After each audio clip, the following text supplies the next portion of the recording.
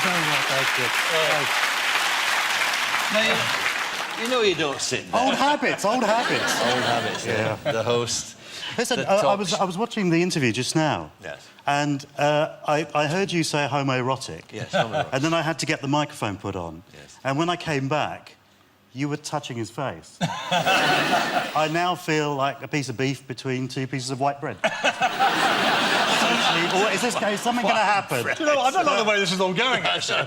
Well, you should see it with the sound turned down. Try it later on. Congratulations, Arnold, because since last we met, you have actually, you and Meera have had a child. Well, yeah, we've got a little boy.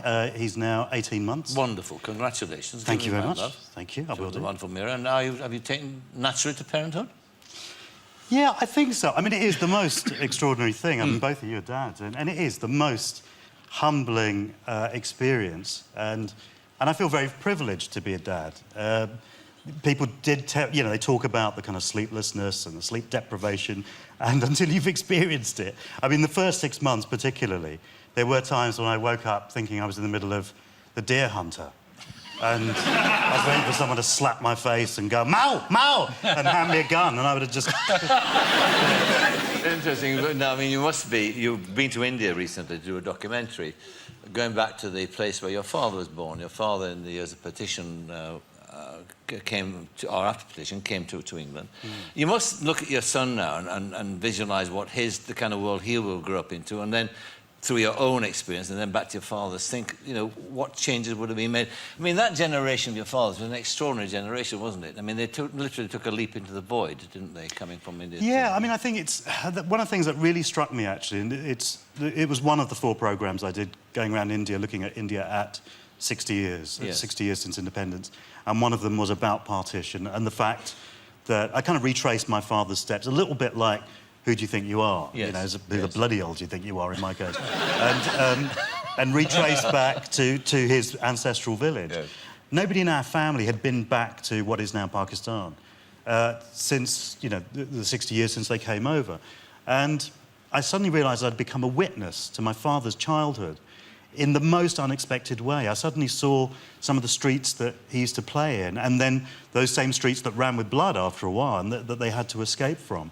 And it really struck me that you know, every parent's story is vital and important, you know, and I think that, you know, particularly now, and, you know, we're all in the public eye, but and it goes back to something you were saying just now about celebrity, is that there's such an obsession with celebrity that I think the value of the average guy who works his life for his family, I think, has been devalued. Because suddenly there's a generation who think that to become a celebrity is the be-all and end-all. Interesting point. Do you know what I mean? I do. I know exactly what you mean. And I think it's also the ethos of not having to work.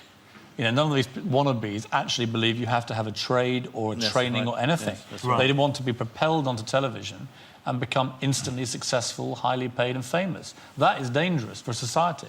In the old days, you know, you'd have those old movie tone reels, yes. and they'd go, you know, here we are in Leicester Square, the heart of the glittering West End, and the celebrities arrive. There's Elizabeth Taylor, and Richard Burton, and Rock Hudson arrived, and there's Princess Margaret looking splendid. You'd have, and nowadays, if you had a movie tone thing, you'd be going, and here we are at Up Yours nightclub, the heart of Croydon, Croydon's Pearly Way. There's Jade Goody, better watch your mouth, Jade. There's Kate and Pete, and another Kate and Pete. Here's Vanessa, winner of Celebrity Smear Test. A neckline that goes all the way down to her unmentionables. Perhaps we should call it her privet parts. Not a speculum inside, eh? You know, it's not good, is it? It's not good, actually. And that generation, too, that you speak of, I mean, was a very extraordinary generation that came through and survived the Second World War. You talked there about your dad and about going back there. We've got that clip, actually, where you actually go to the village in Pakistan and make, as you said, the first member of your family for 60 years to go back there. Let's have a look at this. This is where your dad came from.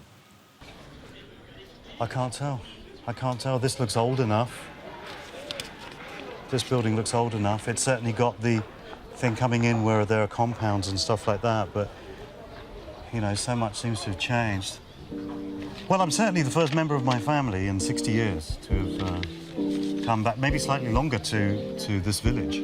It's very strange. It feels like a million miles from anywhere I've ever been.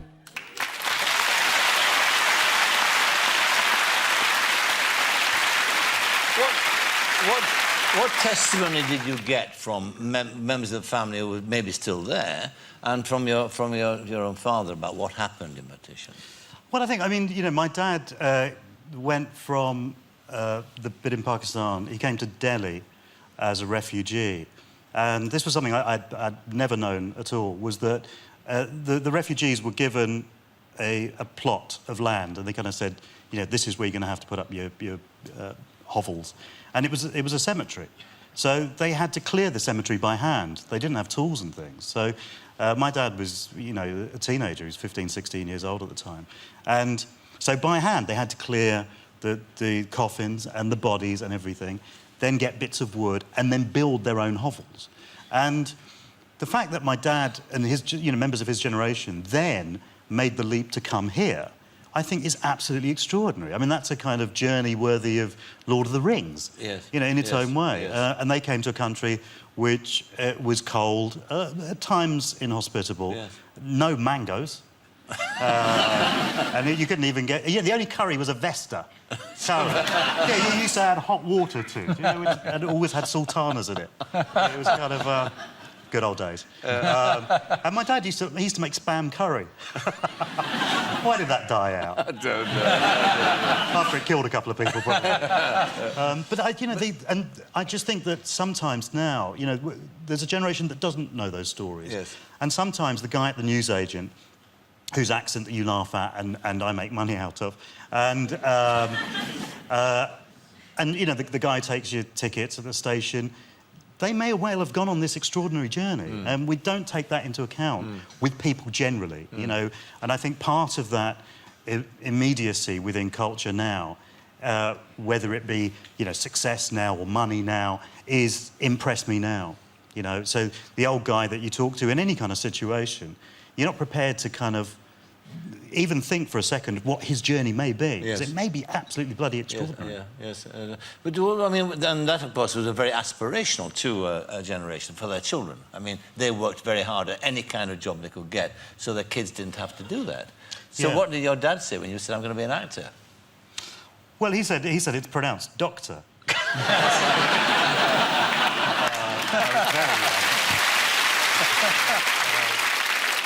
I mean, your generation too went through the race prejudice. I mean, did you get much of that at school? Did you? You got it from both sides, didn't you? Yes, I did. Yeah, I did. Which I think.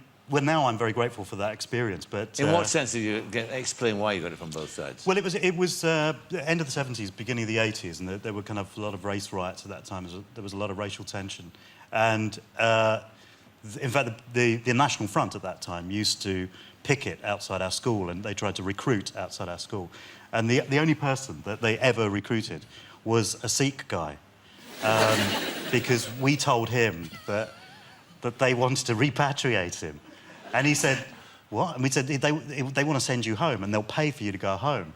And he went, to Hounslow. And we went, that's your home, yeah. So he went up to the skinhead outside and said, you want to send me home, innit? And he said, yeah. And he said, right, well, will you pay me now or what? Are you going to send me the money or what? And he said, well, I don't know. He goes, shall I sign here? So he signed up. So he was the only person that National Front ever recruited. But at that time, because it became so polarised, particularly in West London, I got the packy jibes anyway from the white kids, but the Asian kids at the school said to me, you have to nail your colours to the mast, and if you're with us, then you can't talk to white people. And I said, that's utterly ridiculous, some of these people are my friends. And they said, no longer. And I said, well, I'm not prepared to do that. So I got white man jibes from which is really cutting, as you go, being called a white man, it really cuts to the chase. You'd think they'd come up with something a bit better than a white man. I mean, it was crap, wasn't it? But you mentioned in an interview I saw that in the cuttings that you would actually all this experience of that kind of prejudice from both sides motivated you in a sense. In a sense, it was responsible for you becoming as ambitious as you became. In what sense was that? What happened? I think that, you know, if you're creative, you need to have an outlet, you need to find a voice. And I think that creativity comes from some kind of conflict. And the fact that there were these huge, profound conflicts in terms of what culture was and what community was, I think fueled a far more individualistic sense in my case.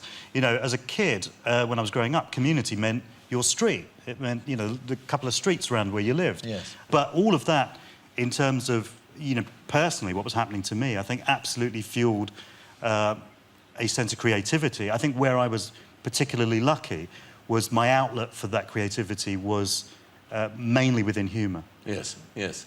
And Kumars, is there going to be another series of that? I hope so. It's a new version of it?